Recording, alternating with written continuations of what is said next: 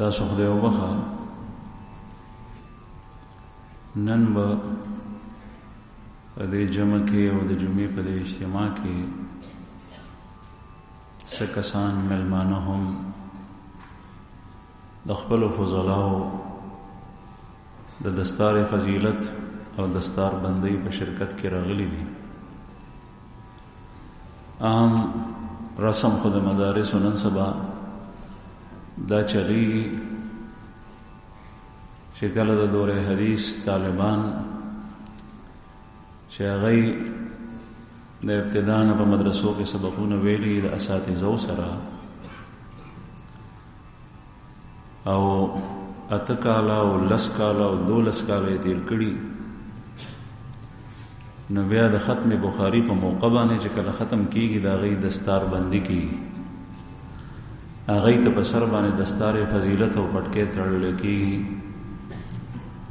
او دا د دې خبرې نه ښیي چې دغه طالبان چې دا دومره اوږده دورانیه چې یا 10 کاله ده کم از کم 8 کاله ده یا 10 کاله یا 12 کاله د علوم دینیو او باغې کې بعضې فنون او بیا علوم حدیث او علم التفسیر او اصول حدیث، اصول التفسیر، اصول فقه او فنونو کې تیر کړل، نو د ختم بخاری په موقع باندې د هغوی دستار فضیلت تړل کېږي. دلته هم څه فضلا تیر کال راسې هغوی ته اساتذه درس لولی او درس د حدیث هم وي او دغه ترتیب به انشاءالله را روان کال ته نور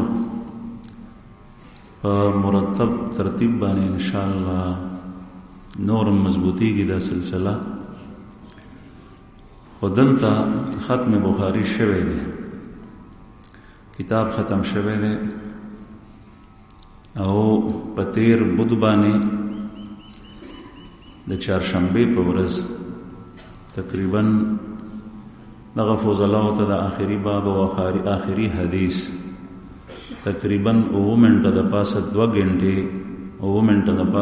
غنټې مسلسل دغه ختم بخاری کې تیر شوي، نو هغه ختم او هغه تفصیلی بیان او خبرې ټولې شوي. کوم استادانو چې دوی د سبق ویلی و د هغوی دا خواهش و چې دغه دستاربندي د جمعې په اجتماع کې وشي، مېلمنو ته راتللو کې سهولت وي او دغه فضلا به هم خوشحال شي. نو نن صرف او صرف د دوی انشاءالله د جمعې د مزد نه د فراغت په وخت کې چې کله مجلس ذکر مختصر وشي نو بیا به دستاربندي کېږي. نور ختم بخاری او ټول بیان شوی او دغه بیان او هغه سلسلهوار بیاناتو کې د نن چې کوم کېږي دغه هم لکه څنګه چې په تېرو جمعو کې کېدو د سیرت په سلسله کې دی. د سیرت سلسله د ډېر وخت نه ډېرو هفتو راسې را روانه ده او د سیرو د کتابونو په حوالې سره د محمد رسول الله صلی الله علیه وسلم د بعثت نه مخکې د ولادت نه واخله تر بعثت پورې او بیا د بعثت نه پس د مکې مکرمې او د مشرکینو د دشمنانو د اسلام په مخالفت کې دشمنی د هغې تذکرې کېدې او د هغې واقعات ستاسو مخې ته راغلل. کله چې دغه سلسله ډیره شوه مسلمانان چې چا ایمان راوړی و هغوی تنګ شول. رسول الله صلی الله علیه وسلم د صحابو تکالیف دا نشو برداشت کولی. پیغمبر علیه السلام صحابو ته فرمایل تفرقوا فی الارض چې تاسو ځمکه کې خواره شئ د دې علاقې نه وځئ. صحابه ورزو کو این یا رسول الله کوم طرف ته لاړ شو؟ نبی کریم صلی الله علیه وسلم ورته فرمایل حبشې ته اشاره وکړه چې حبشې طرف ته لاړ شي او حبشه چې نن سبا ایتوپیا د افریقې بر اعظم ده، پاغه شمالي شرقي غاړه باندې پرته ده، جدې ته مخامخ. د غزې کې د هغه زمانه حبشه و، د نن سبا ایتوپیا ده. رسول الله صلی الله علیه وسلم دې طرف ته اشاره وکړه. نبی کریم صلی الله علیه وسلم په صحابو کې تقریبا 14 صحابه هغه هجرت ته تیار شو، چې پاغه کې یا اولس صحابه کرام نارینه سړي دي او 15 پکې زنانه دي. په دې سړو کې د سیرو د اقوالو اختلاف شته، بعضي وایي 12 دي او په زنانو کې اختلاف دا دی، بعضي وایي 15 نه دي 4 دي. او په هر حال یا اولس نارینه او 15 زنانه 14 کسان د هجرت ته تیار شو. په دې کې د 15 زنانه چې وي د سره خپل خاوندانو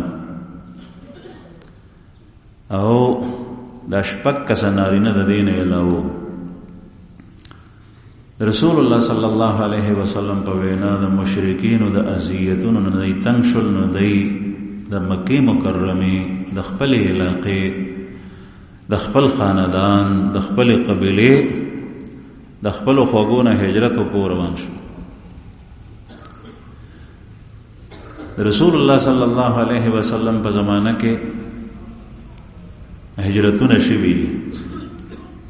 2 ځله حبشې ته هجرت شوی دی او 1 ځل د مکه مکرمه نه مدینه منورې ته هجرت شوی دی او دا 2 ځله د مکه مکرمه نه حبشې ته هجرت شوی دی. کوم هجرت چې داغه په قران کریم کې فضیلت راځي او د رسول الله صلی الله علیه وسلم په احادیثو کې داغه مهاجرین او د مقام تذکرہ او داغه مرتبه ذکر دي. داغه هجرت نه مراد هجرت من مکه الی المدینه، د مکه مکرمه نه مدینه منورې ته هجرت او دا هم په شرایط سره. او یو غټ شرط پکې دا دی چې دا هجرت د فتح مکه نه مخکې شوی وي وړاندې، او چې مکه کله فتح شو دا غي نه پس څوک د مکې نه مدینه ته تللی دي، نو هغه په دې اصطلاحي مهاجرینو کې د هجرت کې نه دي شامل. یو ځل رسول الله صلی الله علیه وسلم ته یو کسرال هغه وته د هجرت په باره کې و فرمایل او وی چې یا رسول الله زه هجرت کوم. وته و فرمایل چې مال لشتا او خان دشتا. هغه وته وی چې او یا رسول الله وې دې کې چې د الله جل شانو کوم حق در باندې مقرر دی نو هغه ادا کو اول ته وتا ته د هجرت ثواب ملوي. نو مطلب دا چې کوم عرفي او اصطلاحي هجرت ته نو هغه اوس ختم شوه دی په خپل ځای باندې اوس هغه ځای. نو زمون په دې ملک چې کوم سړی دی دلته پاتې کیږي او د رسول الله صلی الله علیه وسلم ضمانت رشوی دا او د دلته د خو پیغمبر صلی الله علیه وسلم په سیرت طیبه دا غي په تعلیماتو، دا غي په ارشاداتو، دا غي په اقوال باندې عمل کوي او دا الله جل جلاله چې کوم فرایض په د باندې فرض شوي دي او واجب دي دی هغه ادا کوي. نو دته الله جل شانو په خپل کلی وطن کې هغه اجرونه ورکوي. دا د الله جل شانو ډېر لوی مهرباني ده. هغه تکالیف هغه حضرات برداشت کړ. دا هجرت چې د صحابه کولو په دې کې حضرت عثمان ابن عفان رضی الله عنه خلیفہ ثالث هغه موجود دی چې په عوامو کې عثمان غنی او اصل عثمان ذوالنورین باندې مشهور دی. او ذوالنورین ځکه چې د رسول الله صلی الله علیه وسلم دولونه مبارک پر لپسې په د باندې واده وی، یو حضرت رقیہ رضی الله عنها او یو ام کلثوم رضی الله عنها. د ذوالنورین وته ځکه وی ذوالنورین معنی د دوو نور والا، د دوو رڼاګانو والا. دا یو د نبی کریم صلی الله علیه وسلم لور مبارک دا یو نور او دا بل دا دو د نصیب شوی چې کله یو وفات شونه به د بل سره نکاح وکړه. حضرت رقیه رضی الله عنها وفات شونه به د ام کلثوم رضی الله عنها سره نکاح وکړ. مخکې تذکرہ شی و په ابتدا کې چې د پیغمبر علیه الصلاۃ والسلام سلور لونه مبارکه وي. حضرت زینب رضی الله عنها ابو العاص ابن الربیع باندې واده وا. رقیه رضی الله عنها ام کلثوم رضی الله عنها دا دواړه په حضرت عثمان رضی الله عنه واده وی چې وفات شو بیا بلا. او حضرت فاطمه رضی الله عنها حضرت علی کرم الله وجهه په نکاح کې و چې خلیفہ چهارم دی، سلورم خلیفہ رسول الله صلی الله علیه وسلم او د ترزوی دی او د بچی په شان لوی کړه. نو حضرت عثمان ابن عفان ذوالنورین رضی الله عنه سره خپل بیبي حضرت رقیه رضی الله عنها هم په دې سفر کې. حضرت عبدالرحمن ابن عوف رضی الله عنه هم په دې سفر کې. نو دا حضرات تک 14 کسان روان شو. د دې د اتلل دا د زاد د بچکولو د پاره نو، دا د مال د بچکولو د پاره نو، دا د خپل بدن د بچکولو د پاره نو چې زمونږ زخمی نشو مړ نشو. دا د ایمان د بچکولو د پاره. زما عزت منو د سړی هجرت د خپل علاقې نه په مختلفو قسمونو کېږي. رسول الله صلی الله علیه وسلم حدیث مبارک کې فرمایي دی فضلاو چې کوم کتاب اوه بخاری شریف او نور کتابونه د احادیث هو دا غي په ابتدا کې حدیث ته حضرت عمر رضی الله عنه راوی دی. رسول الله صلی الله علیه وسلم فرمای انما الاعمال بالنیات وانما لامرئ ما نوى. دا اعمال دار مدار په نیت سره دی او سړی ته چې کوم نیت کړي دا غي نیت مطابق بدته صلا او اجر ملاوي. فمن كانت هجرته الى الله ورسوله فهجرته الى الله ورسوله. دا جمله په ابتدا کې نشته خو بل ځکه ذکر کړي ال دشته چې دا چا هجرت د الله جل جلاله داغه د پیغمبر د پاره وینو د الله په نږدې بد د هجرت هم دغه سې لیکل کېږي او د تبداسي اجر ملاوي. ومن كانت هجرته لدنيا يصيبها او امرأة يتزوجها فهجرته الى ما هاجر اليه. او چې دا چا هجرت د دنیا د پاره وی یا د یو خزې سره د نکاح کولو د پاره وی نو دغه هجرت په دغه کاته کې لیکل کېږي. د دلته نه خلک لاړ شي وطن پریدي او څوک فرانس ته ځي، څوک جرمني ته ځي، څوک برطانیې ته ځي، څوک یونان ته ځي، څوک امریکې ته ځي د کار د پاره ځي، کاروبار د پاره. نو دغه ترک وطن یې د کاروبار د پاره دی. کچره د یو حرام کار د پاره ځي، مثلا الله جل شانه دې داسې نه کی چې یو کس وایي زما دا خلک دا پیرنګیان مې ډېر خوښ دي د هغې وطن ته ځکه ځم، په دې نیت باندې لاړو نو د ایمان خطره کې شو، بلکې ایمان ته سلب کېږي. او دغسې د هغه خلکو سره بل ځای باندې کښېنه مخکې مه رارسېږي د هغه خلکو سره مشابهت اختیارولو دپاره راځي، د هغې په شان خپل هیئت او شکل جوړولو دپاره راځي. هلته کې ګناهونه په اسانه کېږي، روک ټوک پکې نشته دی، دې دپاره راځي. نو د الله جل شانه په نږدې د ده د قدم قدم په ګناه کې لیکلی کېږي.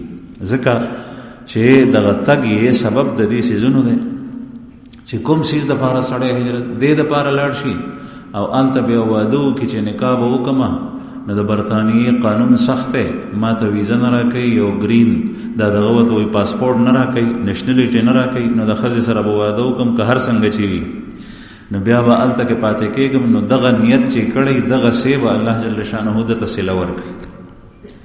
او چې کوم سړی اوس هم هغه هجرت خو نشته چې کوم مکې مکرمې نه مدینې منورې ته شوی دی، هغه مهاجرینو کې څوک نه شاملېږي اوس. لیکن که چېرې یو سړی په یو ماحول او معاشره کې تنګ شي او د ایمان په خطره کې وي، داسې ځای کې راګیر شو چې هلته کې کافر دي او مشرک دي او د دنه د ایمان د عظیم نعمت سلب کوي، په خطره کې اچوي، دو باندې داسې تکالیف او داسې طریقو سره د ده سره معامله او سلوک کوي چې دی په خطره کې دی چې اسینې ایمان پرې نه دي. نو د دې ایمان د بچکولو دپاره رسول الله صلی الله علیه وسلم حدیث مبارک په دې وخت کې مشته او تر قیامته پورې دی چې بهترین مال دم په صحیح بخاری کې دی چې کوم د فضلاو ویلې دی بهترین مال انسان هغه غنمون هغه ګړي بیزی دي هغه کنډک ته هغه د وړو سارو رمدا یتبع بها شعف الجبال چې ده دا ساروی بوزي د غرونو سکوتا آلته لړشي او ده آلته کې سګوري آلته کې آغا زیونه ګوري چې په کوم باندې عموما باران وریږي چې آلته کې واخه ډیر وي شینکې ډیر وي او بشته ده چینی وي نو ده د غرونو سکوتا لړشي آغا ساروی بوزي ګډي بيزي کندک بوزي آلته کې پاتې کیږي یفر بدینه من الفتن یہ اپنے دین کو لے کر بھاگتا ہے فتنوں سے دے دا خپل دین محفوظ کول غواړي چې د فتنو نه محفوظ شم د مقصد دای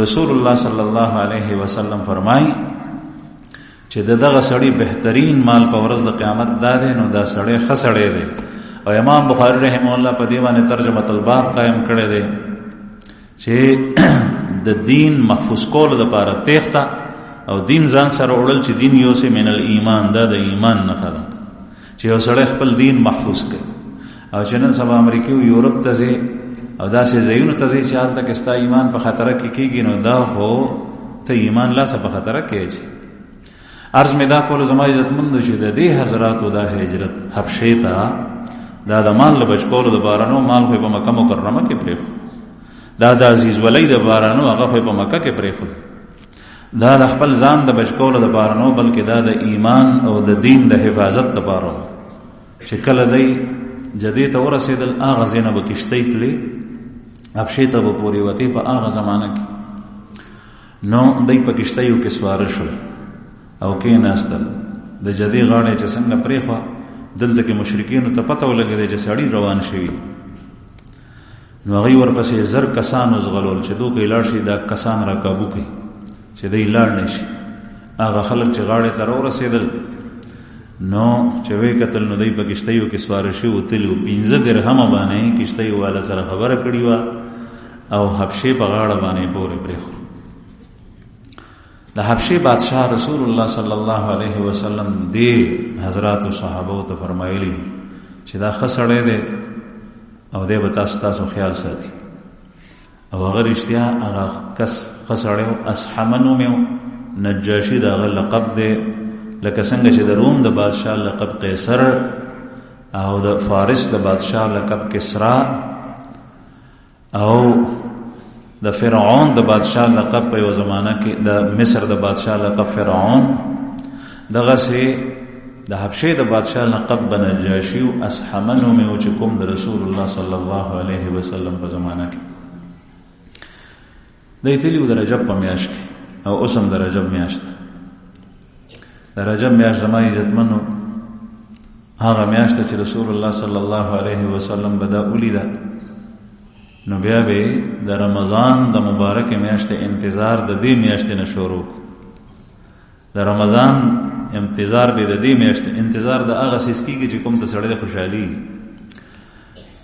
شل کاله بچي غیب او نو چاوته وي چې را روان دي فلان کیږي کې ډېرې پیسې ځان سره را روانې کړي دي انتظار کوي یو لمحه شماري چې کله برازي نو د رجب د میاشتې د رمضان د میاشتې په انتظار کې به نبی کریم صلی الله علیه وسلم د هغې خوند غشتو د رجب د شروع نه چې کله به د رجب هلال ولیدو سپوږمۍ د رجب لومړۍ شپې بیا به فرمایل اللهم بارک لنا فی رجب و شعبان وبلغنا رمضان اللهم بارک لنا فی رجب و شعبان وبلغنا رمضان کچا د دې رجب میاشتې سره دا نی ویلي نو اوسې ووایي چې یا الله مونږ د پاره د رجب میاش او د شعبان د میاش مبارک کې او مونږ رمضان ته ورسې او مبارک کېدو نه مراد سره په دې میاشت کې کوم یا الله خیراتونه او برکتونه نصیب کړي او د دې برکتونو نه مراد هغه اعمال دي چې کوم اعمال ستا په دنیا کې ستا په ژوند کې ستا په مال کې ستا په اهل و عیال کې او بیا په آخرت کې ستا په قبر کې او ستا په حشر کې برکت اچي هغه سره برکت راځي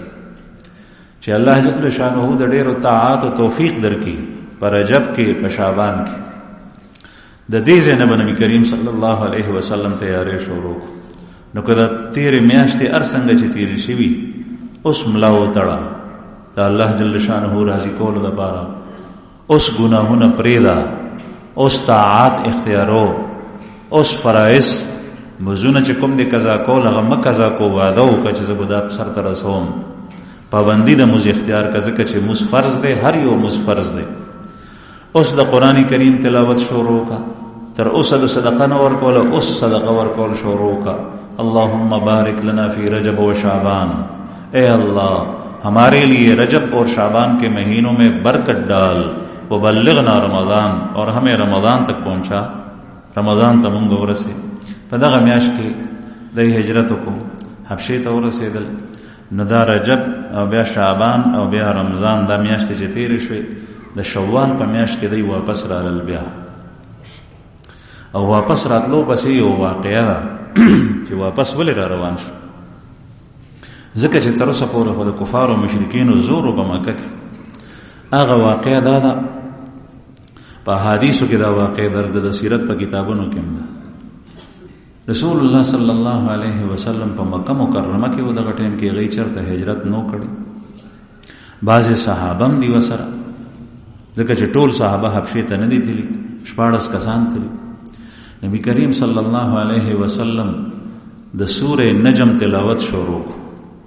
په دې مجمع کې د محمد رسول الله صلی الله علیه وسلم په صحبت کې صحابه هم ناستو، او دا غین علاوه کافر مشرکین هم پکې ناستو. نبی کریم صلی الله علیه وسلم سورې نجم چې ما تاسو ته یو څو آیت د هغې تلاوت کړل په ابتدا کې، دا تلاوت شروع کو. اعوذ بالله من الشیطان الرجیم، بسم الله الرحمن الرحیم.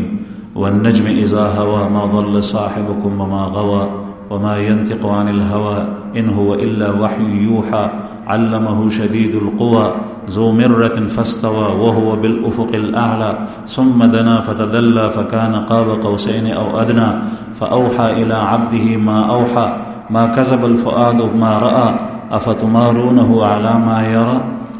فهذيك مخي رازي أفرأيتم اللات والعزى ومناة الثالثة الأخرى ألكم الذكر وله الأنثى. الله جل شانه فرمای افرأیتم اللات والعزى، لات عزى د مشرکینو د بوتانو نمونه. آیا ته لات او عزى ویني؟ تا ته پته ده د لات او عزى باره کې؟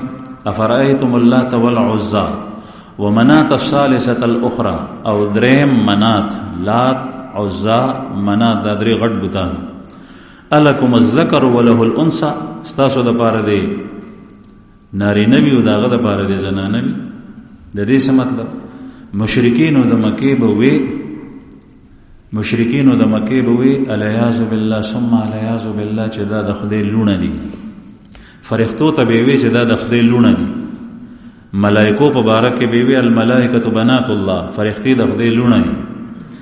دا منات، اولاد او عزا دا درې واړه د اناثو نمونه دي. نو دا د هغې په نومونو باندې ایښي او فرضي نومونه خپل مقرر کړي. بیا به دی پرستش کولو او زامن به ځان د پاره خوښول، ځان د پاره لونه نه خوښول یا رب. او د هغې تذکره تاسو ته شوي ده. تلک اذن قسمة ضیزا، دا خو ډېر د بې انصافۍ تقسیم دی، عجیبه تقسیم دی چې ځان ته نارینه اخلئ او الله جل شانه ته نسبت د اناسو کوئ، حالانکه الله جل جلاله خو نه ولد لري نه والد لري نه ښځې ته ضرورت شته. قل هو الله احد الله الصمد لم يلد ولم يولد ولم يكن له كفوا احد. لم يلد نه د چا پلار دی، ولم يولد او نه د چا بچی دی، ولم يكن له كفوا احد، او دا غسوک هم سر او برابر او شریک نشته. هغه یو دی، الله احد، الله یکتا دی، یو دی. نو دا آیات چې نازل شول په آخر کې د دې سورې نجم کې سجده ده، آیت سجده. او آیت سجده باندې عزتمنو چې کله آیت سجده سړی تلاوت کوي یا سامع اوري، نو بیا سجده واجب ده. رسول الله صلی الله علیه وسلم په سجده پریوتو چې کله سجدي آیت تلاوت کو په سجده پریوت، نو مسلمانان صحابه کرام وسره په سجده پریوت، کافر او مشرکین هم په سجده پریوت. کافر ولې پریوتل؟ د دې مختلف روایات دي اوس په کتابونو کې، خو بعضې روایات خطا دي، نسبت شوی دی او زه تاسو ته هغه نه بیانوم. د هغې وجه دا وه چې کله د دوی د بوتانو تذکره وشوه، نو دوی خوشحال شول صرف په تذکره باندې چې زمونږ د بوتانو تذکره په قرآن کې وشو. او بیا سجدي پرې وته کې دای به اختیار سجدي ته لاړل. الله جل شانه یې سرونه ټیټ کړل دې سجدي سره نه دی مسلمانانه دل او نه دی د پاره جنت ته یاد ساتي. آغا ایمان او آغا اسلام چې سړی په خپل خوشی باندې قبول کړي نو دې سره الله جل شانه رضا او خوشنودي حاصلول شي او جنت ته تللی شي او جهنم نه بچ کېدی شي. او چې کوم داسې نه نو هغه سره نه کې او سړی په ځړ کې کفر وی او دې په خپل باندې لا اله الا الله او نو دې مسلمانېږي نه. د چا د یری لا اله الا الله او نو دې مسلمانېږي نه. د اسلام تعلق د ځړ سره خو ته د چا په ځړ کې نه نوته نه چې چا د لا اله الا الله او نو ته به پرې دې ځکه چې د ویلې کې دې شي چې سمې وي د الله جل شانه په نږدې الله چې هغه په ظاهر وي. دا مشرکین چې په سجده پریوتی او دای مجبور شول به اختیار سجدي ته لاړ. یو پکې وو بازی وی ولید دی بازی وی امیہ هغه نیم ټیټ شو تندې پزمکونه لګولو خاورې روچته کدي تندې سره نږدې ک دومره غم مجبور شو.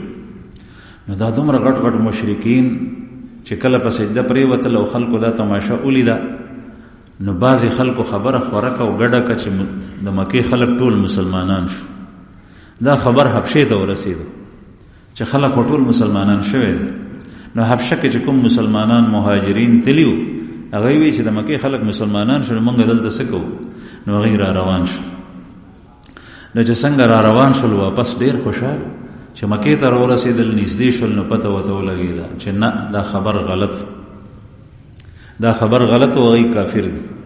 نو په دې کې څه کسان بیا هغه واپس او څه سره پټ پټ هغه ایثار شول او بیا نور کسان سمدستی د دې سره تیار شول د هجرت لپاره چې دغه قافله دغه نه ډیره غټه و تقریبا 86 شپږ اتیا نارینا او ولس کسه زنانه خپل خاوندانو سره دغه کسان تیار شول.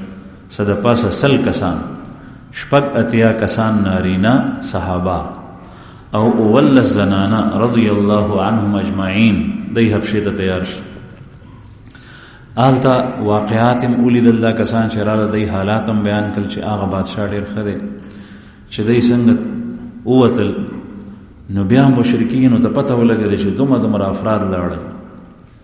نو دی چې کوم غټ کسانو سرداران غي او چې دا ډیره خطرناک خبره ده کدا خلک حبشه ته لاړو او آلته کې داخله کرورو اوزي او جمع کېږي نو زمون خلاف به یو غټه پارټي درنه جوړه کی.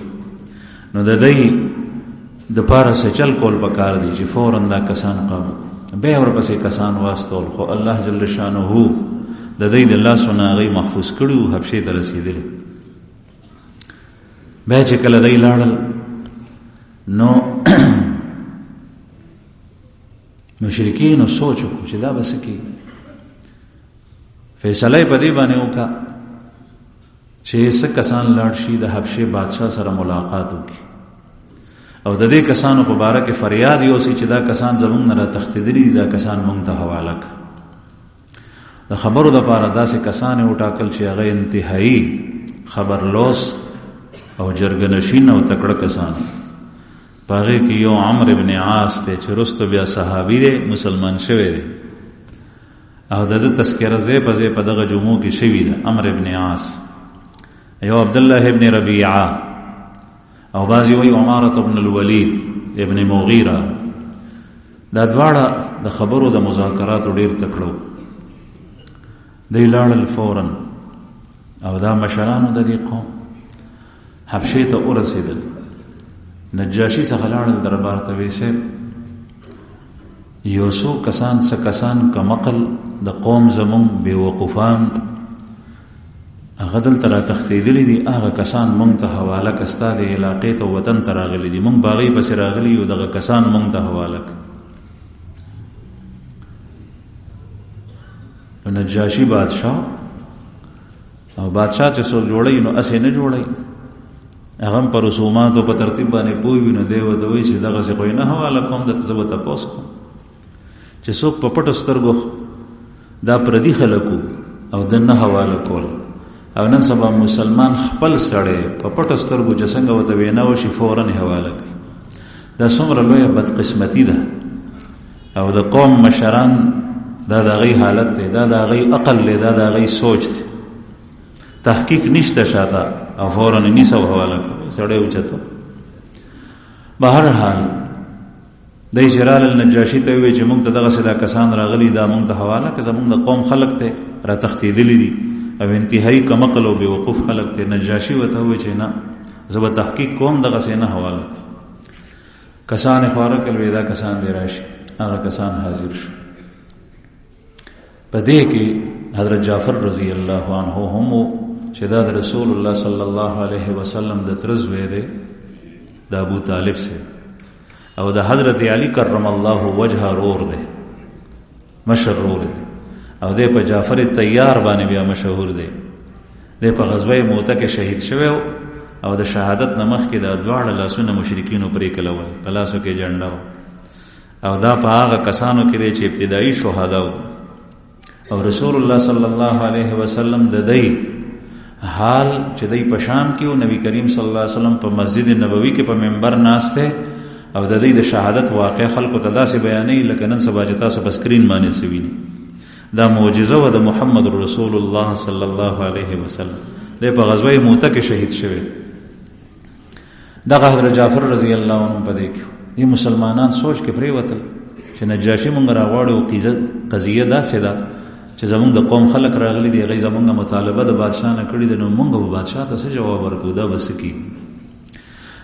نو مشوره یې وکړه، اتفاق یې په دې باندې وکړو چې بالکل هغه خبرې به کوو چې مونږ ته محمد رسول الله صلی الله علیه وسلم څه ویلي دي، هغه خبرې به بیانو منوان او په دې کې به ځان نه یو خبره نه ګڼو. او متکلم د خبرو دپاره مقرر کو حضرت جعفر رضی الله عنه. وی ته به خبرې کې ټیک ده. دی رالل بادشاه څخه قضیه دغه وړاندې شوې، دا کسان دي دی مونږ ته راکه. حضرت جعفر رضی الله عنه بادشاه ته وایي چې صاحب سړی چې کله د خپل علاقې نه راځي نو د هغې څه وجوهات وي. یو وجه دا وي چې هغه قتل کړی او بیا راشي ورپسې دی مونږ بوزي، نو دی نه تپوس وکړه چې مونږ څوک وجلي دي چې مونږ پسې دی راغلی دي. نجاشي هغې ته متوجه شو، وایي دی څوک قتل کړي دي. نو عمرو ابن عاص ورته وایي چې نه، یو ساس کې وینې د چا نه ده تویې کړي، ځکه چې تر اوسه پورې جنګونه هم نو شروع شوي، هغه مدینه منوره کې شروع شي.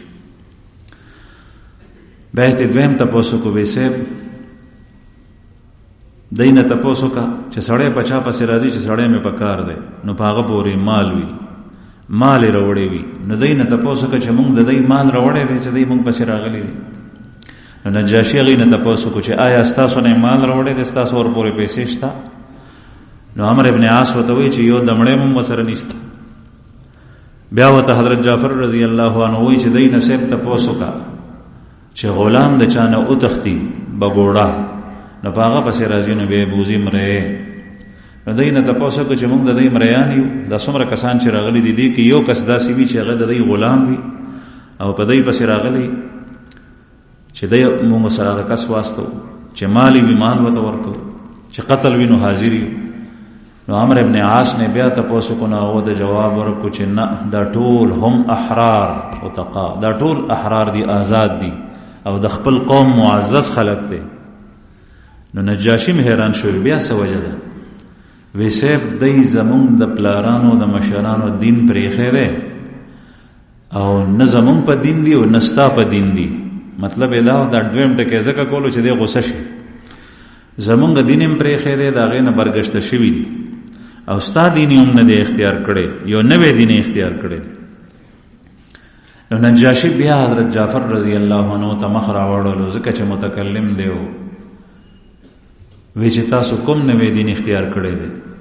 حضرت جعفر رضی الله عنه ورته وفرمایل چې صاحب مونږ په تیرو کې وخت تیرولو، مونږ جاهلو په جهالت کې وخت تیرولو، مونږ ناپوه او نادانانو، مونږ هر یو زورور به په کمزوري به تیرولو، ثابت خوړو به ظلم و زیاتې په مونږ کې و، مونږ مردارې خوړې، حرامې مخوړې مونږ به هر قسم بوتانو ته پوجا کوله، پرستش به مو کولو، او مونږ د دنیا په قومونو کې لاندې خلک او مونږ به صله رحمي نه کوله، قطع رحمي به مو کوله، رشتې به مو پرې کولې. مونږ به دا کول چې څومره بدۍ وي هغه ټولې مختصر الفاظو کې ذکر کړي. بیا الله جل جلاله په مونږ باندې ډېر لوی احسان وکړو چې په مونږ کې یو کس پیغمبر جوړ کو، مبعوث کو، چې دا هغه په صداقت کې او دا هغه په امانت کې د چا شک نشته دی، څوک هغه ته ګوته نشي پورته کولی. هغه داسې پاک او عفیف ژوند تیر کړی دی په مونږ کې. محمد رسول الله صلی الله علیه وسلم یادو. دغه کس الله جل شانه په مونږ کې پیغمبر جوړ کو. د اسمان نه په د باندې وحی راځي، مونږ ته د اووې چې تاسو د یو الله عبادت کوئ او د بوتانو پرستش پرېږدئ، او د مونږ د تیارونو راوویستو د ایمان رڼا ته، او مونږ ته ووې چې صله رحمي کوئ، رشته پالئ او رشته مه پرې کوئ، او مونږ ته ووې چې په یو بل باندې ظلم مه کوئ او قتلونه مه کوئ، او د یو بل مال حرام طریقې سره مه خورئ، او زنا مه کوئ، دا مه کوئ، دا مه کوئ. دا ټول تفصیل چې بیان کو،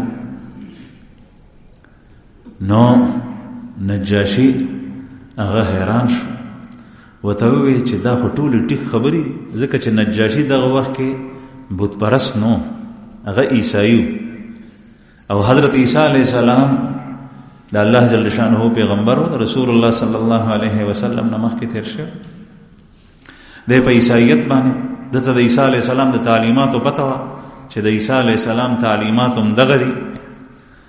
نو نجاشي هغې ته وایي عمرو ابن عاص ته او دوو کسانو ته چې دا خو ټیک خبرې دي، ټولې سمې خبرې دي، او دا خو داسې دین نه دی چې د دې په وجه باندې دا کسان زه ستاسو لاس ته حواله کړم، دی خو ټیک وینا کوي.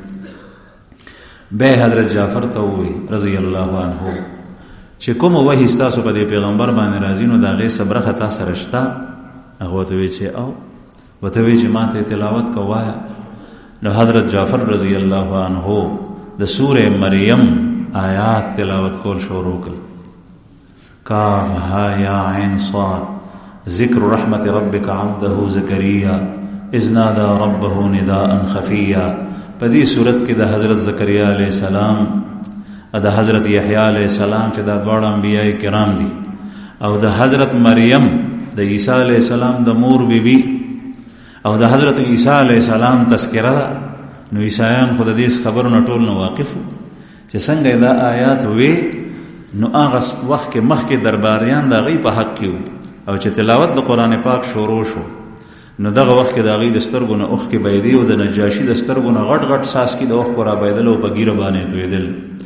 ږیره د نجاشي وخه، او دا ږیره داسې شی دی چې دا د ابتدا نه چې کله نه انسان دنیا ته راغلی دی دا ورسره وي. نو کافرو به هم ږیرې نه خریلي، مسلمان خو خود د ټولو انبیاو سنت دی ږیره. بهرحال دی وجړل په آخر کې چې کله حضرت جعفر رضی الله عنه تلاوت بس کو، نو نجاشي هغې ته وویل چې زه واپس لاړ شم، او دا خلک زه کله تاسو ته نشم حواله کړم. دی ته وی چې تاسو زما په دې علاقه کې محفوظ یې، او تاسو آزاد یې، او تاسو ته څوک نقصان نشي درکولی. دی ذلیل او رسوا د دربار نه ووتل، دوه کسان د کافرو، او حضرت جعفر رضی الله عنه سروخرو د خپل ډلې سره واپس روان شو.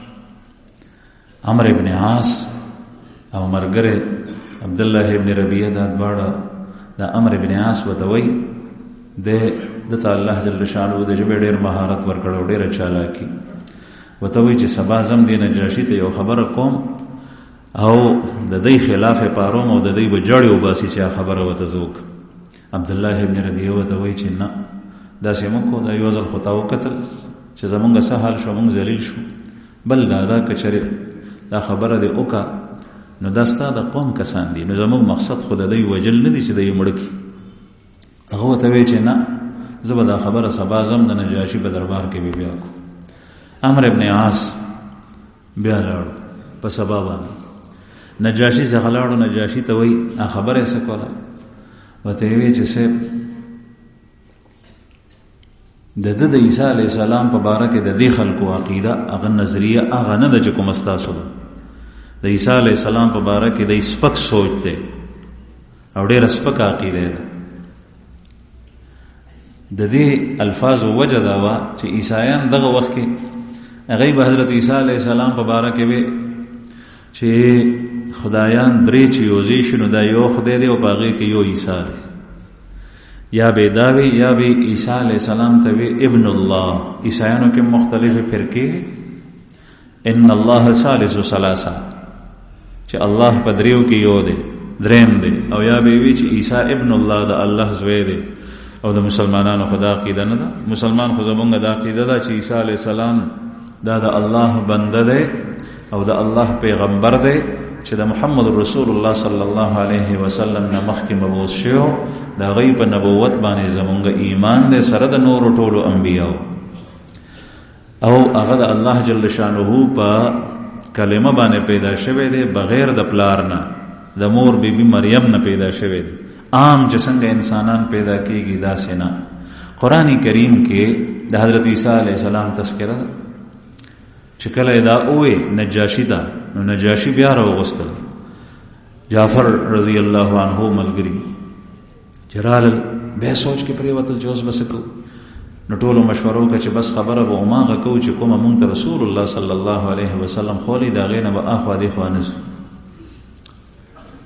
نو نجاشي دربار ته چې کله رال، نجاشي دې تپوس کوي چې تاسو د عیسی علیه السلام په باره کې څه عقیده ده، څه وایي، ستاسو پیغمبر تاسو ته څه ویلي؟ حضرت جعفر رضی الله عنه ورته وفرمایل چې عیسی علیه السلام د الله بنده دی، عبد الله وکلمته وروح منه، د الله بنده دی او د الله کلمې سره پیدا شوی دی، او د الله دغه روح د الله د طرف نه روح دی، وروح من، دا روح نسبت روح د ټولو خلکو د الله د طرف نه وي. خو عیسی علیه السلام ته خصوصا ځکه شوی دی چې د عیسی علیه السلام د پیدایش طریقه جدا ده. حضرت جبرئیل علیه السلام پوکوال او د هغې نه عیسی علیه السلام پیدا شو. چې کله دا خبرې وکړې نو نجاشي د ځمکې نه یو خسڼې راپورته کو تیلې او داسې اوچت کو دی ووی چې په الله مې دې قسم وي چې عیسی د دې خسڼې نه ذره برابر نښکته او نه پورته، چې کومه خبره د ذکر کړي د دې خسڼې په برابر هم نه، چې کوم جعفر خبرې وکړي دې سړي دومره عیسی علیه السلام دی، بس همدغه دی. چې دا یې ووی نو دی بیا ذلیل رسوا واپس شو. حضرت جعفر رضی الله عنه سره د ملګرو صحابو دلته کې پاتې کېدو. بیا چې کله نبی کریم صلی الله علیه وسلم مدینه منورې ته هجرت وکړو نو دا حضرات دلته کې مدینه منورې ته چې هجرت وکړو نبی کریم صلی الله علیه وسلم هغه واقع به ان شاء الله په خپل وخت راځي. دا حضرات دلته کې څه کسان د دلته نه لاړل بیا او څه پاتې، او حضرت جعفر رضی الله عنه د دوی مشر د غزې کې چې کله نبی کریم صلی الله علیه وسلم په 9 کال د هجرت باندې خیبر فتح شو او د خیبر جنگ شو 7 هجری کې. 14 کاله خو پیغمبر صلی الله علیه وسلم مکه کې تیر کړی دي، 10 کاله مدینه منوره کې تیر کړی دي. په 11 هجری ربیع الاول کې نبی کریم صلی الله علیه وسلم وفات شوی. نو دای په 7 هجری کې مدینه منوره ته د حبشې نه لاړل. چې کله رخصتېدل نو دی نجاشي حضرت جعفر رضی الله عنه راغوست، وته وی چې تخپل پیغمبر ته وایا چې ما په هغه باندې ایمان راوړی دی، زستا په مخ کې گواہی ورکوم اشهد ان لا اله الا الله وان محمدا عبده ورسوله، چې الله یو دی، داغه نه علاوه بل څوک معبود نشته، او محمد صلی الله علیه وسلم د الله بنده او داغه رسول دی. او دایته تحائف ورګ ډالۍ او د لارې خرچ وته ورکو او خراس کا کې وته ورکل، او وته وی چې زما دا خبره او زما د اسلام واقعا خپل پیغمبر ته وکا، او وته وایا چې ما د بار د مغفرت دعا وکړي چې ما تیر ژوند کې کوم ګناهونه کړی دي هغه ما ته معاف کړي الله پاک. حضرت جعفر رضی الله عنه راغله او چې کله مدینه منورې ته دی ورسېدل نو دغه وخت کې نبی کریم صلی الله علیه وسلم د خیبر د جنگ نه واپس شو چې دغه تذکره به ان شاء الله په خپل وخت کې. نو چې کله حضرت جعفر ولیدو نو نبی کریم صلی الله علیه وسلم پاسې دو او غاړې سره سینې سره جوخ کو او نیولې او فرمایلی چې ما ته پته نشته د ای جعفر چې زه د خیبر په فتح باندې خوشالم ډیر او کستا براتلو. دومره خوشحال شو د دې مسلمانانو براتلو باندې چې د حبشې نه واپس راغل. بیا قاصد چې وسره وغه حضرت جعفر ته وی چې نبی کریم صلی الله علیه وسلم ته زمونږ د بادشاہ خبر واورو چې تاسو سویل، هغه ورته ټول تفصیل بیان کو چې یا رسول الله مونږ ډیر خساتلیو به مونږ ته هدایا او تحائف او د لارې د خوراک بندوبست او هغه اسلام راوړې کلمه ویلې ده او ایمان اقرار کړي او داسې ویلي دي او دا وی چې ما د پاره د دعا وکي. رسول الله صلی الله علیه وسلم درې ځله وته دعا وکړه اللهم اغفر للنجاشي اللهم اغفر للنجاشي اللهم اغفر یا الله تدغ نجاشي وبخي مغفرت نصیب کی. درې ځله دعا وست. بهرحال دا د حبشې د هجرت تذکره وا ان شاء الله د سیرت دا سلسله به جاری وي. واخر دعوانا الحمد لله رب العالمين.